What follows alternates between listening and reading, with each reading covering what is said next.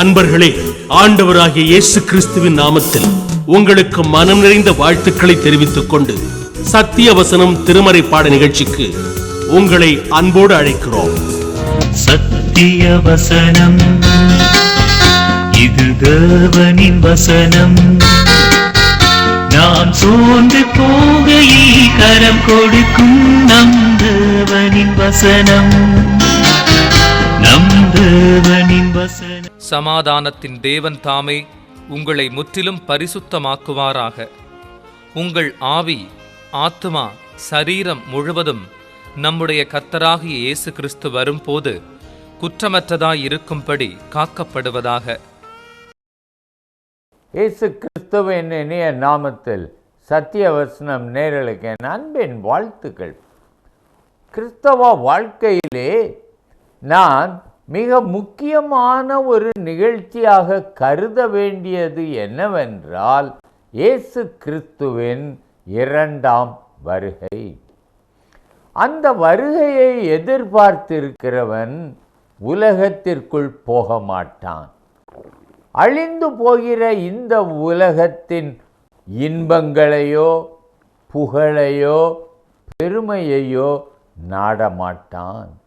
கிறிஸ்து வரும்பொழுது எப்படியாகிலும் அவரோடு நான் போய்விட வேண்டும், மத்திய ஆகாயத்திலே எடுத்துக்கொள்ளப்பட வேண்டும். அப்பொழுதுதான் என் வாழ்க்கையில், மறுமையின் வாழ்க்கையில் எனக்கு உபத்திரவம் இல்லாத நித்திய சந்தோஷம் கிடைக்கும் என்று புத்தி உள்ளவனாய் நன்மையானதை தெரிந்து கொள்ளுவான். சகோதரனே, உங்களுடைய வாழ்க்கையிலும் இந்த வருகை எப்பொழுது நடக்கும் என்று தெரியாதபடியால் எப்பொழுதும் ஆயத்தமாயிருக்க வேண்டும். Be prepared always. ஒரு நிமிடம் கூட இடைவெளி இல்லாமல் ஆயத்தமாயிருக்க வேண்டும். ஆயத்தம் என்ன? ஆண்டவர் சொன்னார், நான் பரிசுத்தர், ஆகையால் நீங்களும் பரிசுத்தராய் இருங்கள். பரிசுத்தம் இல்லாமல் ஒருவனும் தேவனை தரிசிக்க முடியும். ஆகவே என் வாழ்க்கையில் நான் பரிசுத்தமாக ஜீவிக்க வேண்டும். உலகத்தில் இருந்து நான் பிரித்தெடுக்கப்பட வேண்டும். மாம்ச இச்சைகளிலிருந்து நான் பிரித்தெடுக்கப்பட வேண்டும். பவுல் ஒரு பரிசுத்த வாழ்க்கைக்கு கூறும் ஒரு காரியம் என்னவென்றால், கிறிஸ்துவினுடையவர்கள் தங்கள் மாம்சத்தையும் அதன் ஆசை இச்சைகளையும் சிலுவையில் அறைந்திருக்கிறார்கள். செயல்பட முடியாதபடி செய்து விடுகிறார்கள். பரிசுத்த ஆவியின் ஒத்தாசையால் மாம்சத்தை மேற்கொண்டு ஆவிக்கேற்றபடியாக நடந்து கிறிஸ்துவின் பிரமாணத்தை நிறைவேற்றுகிறார்கள். சகோதரனே, உம்முடைய வாழ்க்கையிலும் அதுதான் முக்கியம். நீர் இன்றைக்கு எப்படி இருக்கிறீரோ எனக்கு தெரியாது. உம்முடைய நோக்கம் என்னவோ எனக்கு தெரியாது. ஆனால் உம்முடைய நோக்கம் வருகையில் நான் எடுத்துக்கொள்ளப்பட வேண்டும். நான் மரித்திருந்தாலும் உயிரோடு இருந்தாலும் இயேசு வரும்பொழுது அவரோடு கூட நான் மத்திய ஆகாயத்திற்கு போய்விட வேண்டும் என்கிறது உம்முடைய நோக்கமாய் இருக்கும் என்றால் நீர் பிழைத்துக் கொள்வீர். ஏனென்றால் உம்முடைய செயல்கள் முழுவதும் அதையே சார்ந்து இருக்கும். கர்த்தரோடு எடுத்துக்கொள்ளப்பட்டு நித்தியமாய் அவரோடு இருப்பீர்கள். பவுல் அப்போஸ்தலன் இந்த காரியத்தை தான் இவர்களுக்கு போதித்தான். அந்த வருகையை எதிர்பார்த்திருக்கிறவன் வாழ்க்கையில் எப்படி இருப்பான்? சும்மா ஆயத்தம் ஆயத்தம் சொன்னால் என்னையா செய்கிறதுன்னு நீங்கள் கேட்பீர்கள் என்றால் 1 தெசலோனிக்கேயர் 5ஆம் அதிகாரத்திலே பவுல் அப்படிப்பட்டவர்களுக்கு எப்படி நடக்க வேண்டும் என்று போதிக்கிறான். கிறிஸ்துவின் மலை பிரசங்கத்தில் அவர் ஒரு கிறிஸ்தவ வாழ்க்கைக்கான ஒரு ஸ்டாண்டர்டை கூறியது போல பவுல் அப்போஸ்தலனும் எங்கே அந்த தெசலோனிக்கேயர் சபைக்கு சொல்வது கிறிஸ்தவ சமுதாயத்திற்கே சொன்ன ஒரு ஆலோசனை. பாருங்கள், நாங்கள் உங்களுக்கு போதிக்கிறது என்னவென்றால், பவுல் சொல்லுகிறான், கிறிஸ்துவின் வருகையில் நீ காணப்படணுமா, நான் சொல்கிறபடி செய். முதலாவதாக அவன் சொல்லுவது என்னவென்றால், ஒழுங்கில்லாதவர்களுக்கு புத்தி சொல்லுங்கள். பின்வாங்கி போகிறவர்கள், கீழ்ப்படியாதவர்கள், இஷ்டம்போல் வாழ்கிறவர்கள், மாம்சத்தை மேன்மைப்படுத்துகிறவர்கள், அவர்களுக்கு புத்தி சொல்லு. இரண்டொரு தரம் புத்தி சொன்ன பின்பு அவனை விட்டு விலகிவிடு. திடனற்றவர்களை தேற்றுங்கள். நீ கூப்பிட்டா கோயிலுக்கும் வருவான், ஜப கூட்டத்துக்கும் வருவான்.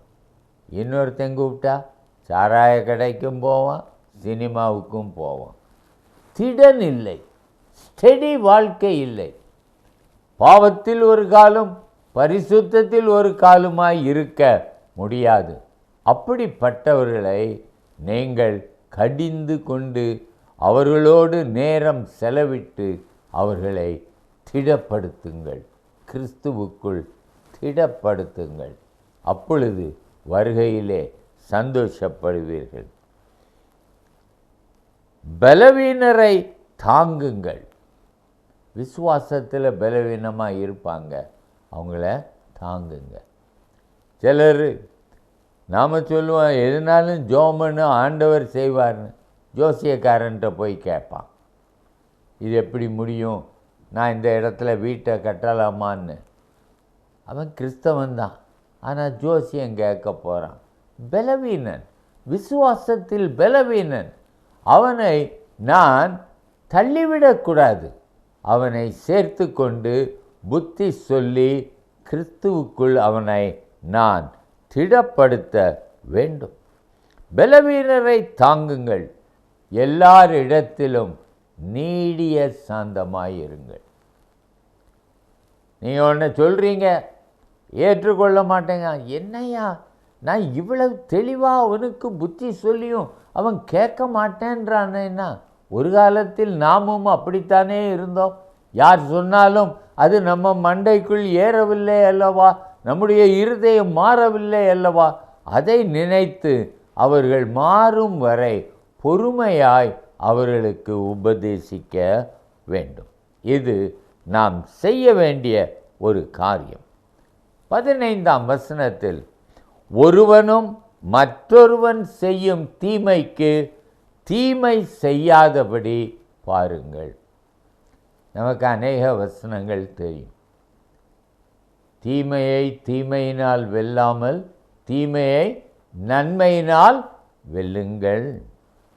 1 பேதுரு 3:9 பாருங்கள். தீமைக்கு தீமையையும் உதாசனத்துக்கு உதாசனத்தையும் சரி கட்டாமல் அதற்கு பதிலாக நீங்கள் ஆசீர்வாதத்தை சுதந்தரித்து கொள்ளும்படி அழைக்கப்பட்டிருக்கிறவர்கள் என்று அறிந்து ஆசீர்வதியுங்கள். தீமைக்கு தீமை செய்யாத, அதுக்கு பதிலாக அவனை ஆசீர்வதி. ரோமர் 12:17, ஒருவனுக்கும் தீமைக்கு தீமை செய்யாதிருங்கள், எல்லா மனுஷருக்கு முன்பாகவும் யோக்கியமானவைகளை செய்ய நாடுங்கள். கிறிஸ்துவும் மலை பிரசங்கத்திலும் இதையே சொல்லி இருக்கிறார். மத்தேயு 5ஆம் அதிகாரம் 44ஆம் வசனம், நான் உங்களுக்கு சொல்லுகிறேன், உங்கள் சத்துருக்களை சிநேகியுங்கள், உங்களை சபிக்கிறவர்களை ஆசீர்வதியுங்கள், உங்களை பகைக்கிறவர்களுக்கு நன்மை செய்யுங்கள், உங்களை நிந்திக்கிறவர்களுக்காகவும் உங்களை துன்பப்படுத்துகிறவர்களுக்காகவும் ஜெபம் பண்ணுங்கள். என்னையா ஜெபம் பண்ண போகிறீங்க? ஆண்டவரே அவன் காலை ஒடியும்னு ஜெபம் பண்ண போகிறீங்களா? ஆண்டவரே அவன் ஒன்றுமில்லாமல் போகட்டும்னு ஜெபம் பண்ணுறீங்களா? இல்லை. ஆண்டவரே அவன் மனம் திரும்பி உமக்குள் நித்திய ஜீவனை பெற்றுக்கொள்ளும்படி அவனை ஆசீர்வதித்தருளும் என்று ஜெபியுங்கள். தெசலோனிக்கேயர் நிருபத்திலே பவுல் இந்த காரியத்தை தான் அவர்களுக்கு சொல்லுகிறான். உங்களுக்குள்ளும் மற்ற யாவருக்குள்ளும் எப்பொழுதும் நன்மை செய்ய நாடுங்கள். இது லேசான காரியமா, கஷ்டமான காரியமா? ஒருத்தன் தீமை செய்கிறான் நமக்குன்னு கேள்விப்பட்டாலே அவனை பார்க்கவே இஷ்டமில்லாமல் நமக்கு போயிடுது.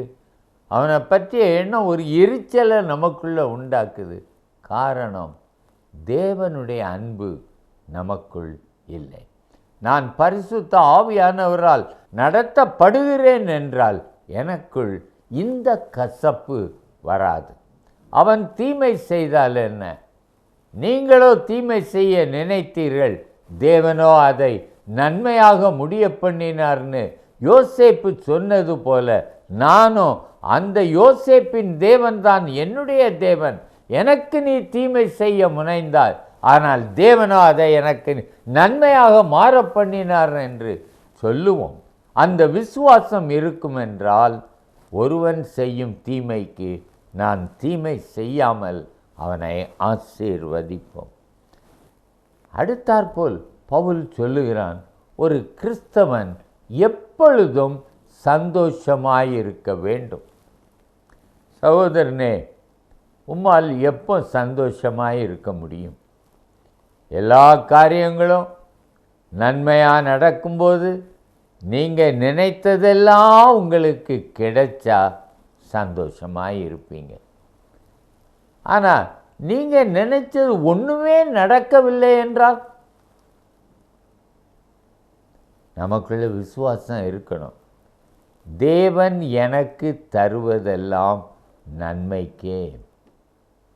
ஆகையால் ஆண்டவர் எனக்கு செய்கிறதெல்லாம் நன்மைக்கானதென்றே நினைக்க வேண்டும். நெய்வேலியில் சுரங்கத்தில் ஒரு சகோதரன் வேலை பார்த்தார். அவர் எப்பொழுதும் praise the Lord, praise the Lord என்றே சொல்லிக்கொண்டிருப்பார். ஒரு நாள் அவர் சாப்பிட உட்கார்ந்திருக்கும் பொழுது ஒரு நாயானது அவருடைய சாப்பாட்டு பாத்திரத்தை கவ்விக்கொண்டு ஓட ஆரம்பித்தது. எல்லாரும் பிரைஸ் த லார்ட் என்று கிண்டல் பண்ணினார்கள். ஆனால் அந்த சகோதரனோ பிரைஸ் த லார்ட், ஆண்டவர் எனக்கு நன்மை செய்வார் என்று சொல்லி அந்த நாயை துரத்தி கொண்டே போனார். அதற்குள் நேரம் முடிந்து விட்டபடியால் அவர்கள் லிஃப்டிலே கீழே சுரங்கத்திற்குள் இறங்கினார்கள். திடீரென்று வெடித்து அங்கே உள்ளே இறங்கினவர்கள் மரித்தார்கள். இந்த சகோதரர் பிழைத்தார். நாய் சாப்பாட்டு பாத்திரத்தை எடுத்துக்கொண்டு போவது ஒரு தீமை போல் தோன்றியது. ஆனால் கர்த்தரில் விசுவாசமாய் இருந்த சகோதரனுக்கு அது நன்மையாக முடிந்தது. ஆகையால் நாம் எப்பொழுதும் சந்தோஷமாய் இருக்க வேண்டும். தீமை போல் தோன்றுகிற காரியங்களையும் தேவன் நன்மையாக முடிய பண்ணுவார் என்பதினால் நாம் சந்தோஷமாக இருக்க வேண்டும். நான் சந்தோஷமாக இருக்க வேண்டும் என்றால் பவுல் அடுத்தாற்போல் சொல்லுகிற வழி என்ன? எப்பொழுதும் தேவனோடு பேசிக்கொண்டிரு, அதாவது ஜெபம் பண்ணி கொண்டிரு. இடைவிடாமல் ஜெபம் பண்ணுங்கள். நான் உங்களிடத்தில் கேட்கிறேன், இடைவிடாமல் உங்களால் ஜெபம் பண்ண முடியுமா? ரோட்டில் போகும்போது உங்களால் ஜெபம் பண்ண முடியுமா? முடியும். நீங்கள் ஒரு ஆட்டோலேயோ ரிக்ஷாவிலையோ அல்ல ஒரு ஆம்புலன்ஸோ போகும்போது, ஆண்டவரே சம்படி இஸ் கிரிட்டிக்கலி இல், யாரோ சாவுக்கு ஏதுவான வியாதி கொண்டிருக்கிறார்கள், அந்த ஆத்மா உண்மை அறிந்ததோ அறியவில்லையோ தெரியவில்லை, ஆயுள் நாட்களை கூட்டி கொடுத்து அந்த சகோதரன் உம்மை அறியும்படி நீர் அந்த சகோதரனை தொட்டருளும் வியாதியை நீக்கியருளும் என்று ஜெபிக்க மாட்டீர்களோ? ஜெபிக்க முடியாதோ? முடியும். அப்படி ஜெபியுங்கள். ஒரு உடல் ஊனமுற்ற ஒரு சகோதரன், அவன் ஒரு 3 சக்கர சைக்கிளை ஓட்டிக்கொண்டு போவான் என்றால் ஆண்டவரே, இவன் எங்களை மாதிரி வாழ்க்கையில் எல்லா நன்மைகளையும் அனுபவிக்கலை, துன்பத்தை அனுபவிக்கிறான்.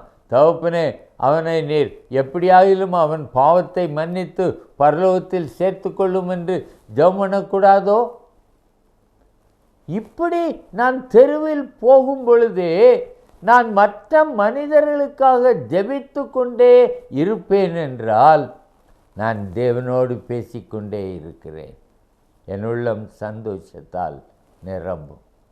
இச்சையான காரியங்களை பார்த்து நான் என்னை கெடுத்து கொள்வதை விட இந்த மாதிரியான காரியங்களை நான் ஒரு வாலிப பிள்ளையை பார்த்தால், ஆண்டவரே, இவள் பெருமையினால் அவள் மாம்சத்திலே விழுந்து அழிந்து போகாதபடி இவளை ரட்சித்தருளும் என்று ஜெபம் பண்ண மாட்டீர்களா?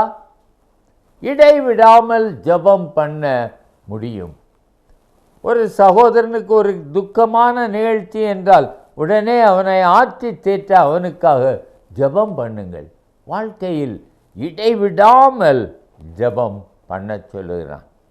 எல்லாவற்றிலேயும் ஸ்தோத்திரம் செய்யுங்கள். அப்படி செய்வதே கிறிஸ்து இயேசுவுக்குள் உங்களை குறித்து தேவனுடைய சித்தமாய் இருக்கிறது. யாரால் எப்பொழுதும் எல்லாவற்றிற்குமாக ஸ்தோத்திரம் பண்ண முடியும்? அமெரிக்காவில் ஒரு வீட்டில் ஒரு பண்ணை, விவசாய பண்ணையிலேருந்து ஒருத்தன் வந்து ஒரு வீட்டில் சாப்பிட உட்கார்ந்தான். சாப்பிட உட்கார்ந்த உடனே எல்லோரும் சாப்பாடு வச்ச உடனே அவன் ஜெபம் பண்ணான். அந்த வீட்டு பிள்ளைகள்லாம் சிரித்து, என்ன உங்கள் பண்ணையிலையும் கிராமத்துலேயும் எல்லாரும் ஜெபம் பண்ணிட்டு தான் சாப்பிடுவாங்களோ அப்படின்னு கிண்டலாக கேட்டார். அப்போ இருந்த விவசாயி சொன்னான், எல்லாரும் ஜெபம் பண்ணிட்டு சாப்பிட மாட்டாங்க. எங்கள் பண்ணையில் கொஞ்சம் பன்னிகள் இருக்குது, அதுக்கு தவிட வச்ச உடனே நேராக போய் அதை தின்னத்தான் செய்யுமே ஒழிய மேலே தேவனை பார்க்காது. சகோதரனே, நீங்கள் எப்படி சாப்பிடும் முன்னால் ஜெபம் பண்ணுறீங்களா? நன்றி சொல்லுங்கள். பிள்ளைகளுக்கு தேவனுக்கு நன்றி சொல்ல சாப்பிடும் முன்னால் ஒரு சின்ன ஜபமாவது சொல்லி கொடுங்க. God bless this food, make me good for Jesus sake, amen அப்படின்னு ஒரு சின்ன ஜபத்தை சொல்லி கொடுத்தா பிள்ளைங்கள் வாழ்நாள் முழுவதும் சாப்பிடும் முன் தேவனை இருப்பார். ஆவியை அவித்து போடாதிருங்கள்.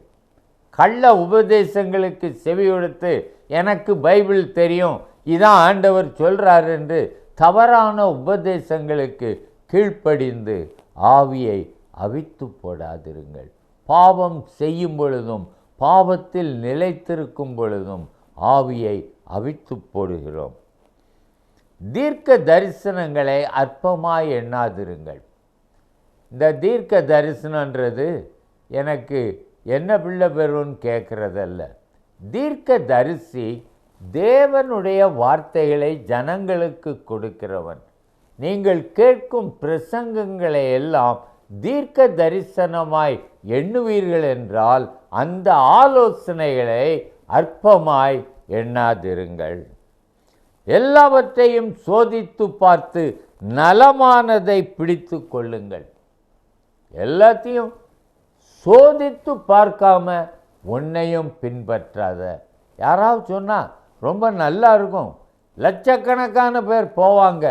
நீ சோதித்து பார்த்து அந்த பிரசங்கம் வேத வாக்கியத்திற்கு ஒத்திருக்கிறதா என்று நீ நிதானித்து அதை பின்பற்று.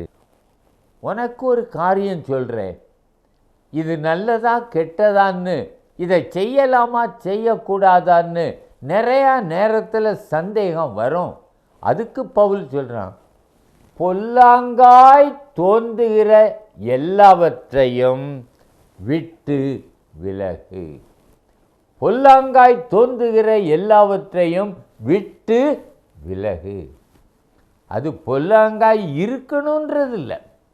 உனக்கு ஒரு சந்தேகம் வந்துடுதில்ல, இதை நான் செய்யலாமா, இது சரியாக இருக்குமா, இது தேவனுக்கு பிரியமாக இருக்குமா, அந்த சந்தேகம் வந்தாலே அந்த காரியத்தை செய்யாத உனக்குள் ஒரு சந்தோஷம் இருக்கும். இப்படி கிறிஸ்தவ நெறிமுறைகளை வாழ்க்கையில் கடைபிடிப்பதுதான் வருகைக்கு உள்ள ஆயத்தம். அப்படி இருக்கிறவனுக்குள்ள ஆசீர்வாதத்தை பவுல் இந்த 23ஆம் வசனத்தில் சொல்லுகிறான். 1 தெசலோனிக்கேயர் 5ஆம் அதிகாரம் 23ஆம் வசனம். சமாதானத்தின் தேவன் தாமே உங்களை முற்றிலும் பரிசுத்தமாக்குவாராக. நீங்கள் இப்படி நடந்தால் தேவன் உங்களை பரிசுத்தமாக்குவார். உங்கள் ஆவி, ஆத்துமா, சரீரம் முழுவதும் நம்முடைய கர்த்தராய இயேசு கிறிஸ்து வரும்போது குற்றமற்றதாய் இருக்கும்படி காக்கப்படுவதாக. இந்த பெரிய ஆசீர்வாதத்தை நான் சுதந்தரித்து கொள்ளணும்னா பவுல் சொன்ன இந்த கிறிஸ்தவ நெறிமுறைகளின்படி நடக்க வேண்டும். உங்களை அழைக்கிறவர் உண்மையுள்ளவர், அவர் அப்படியே செய்வார், காத்துக்கொள்வார். சகோதரரே, பவுல் கடைசியாக சொல்கிறான், எனக்காக ஜெபம் பண்ணுங்க. ஆச்சரியமாக இருக்குது. அவ்வளவு பரிசுத்தவான், ஆனால் ஒரு பாவியின் ஜெபத்தை விரும்புகிறார்.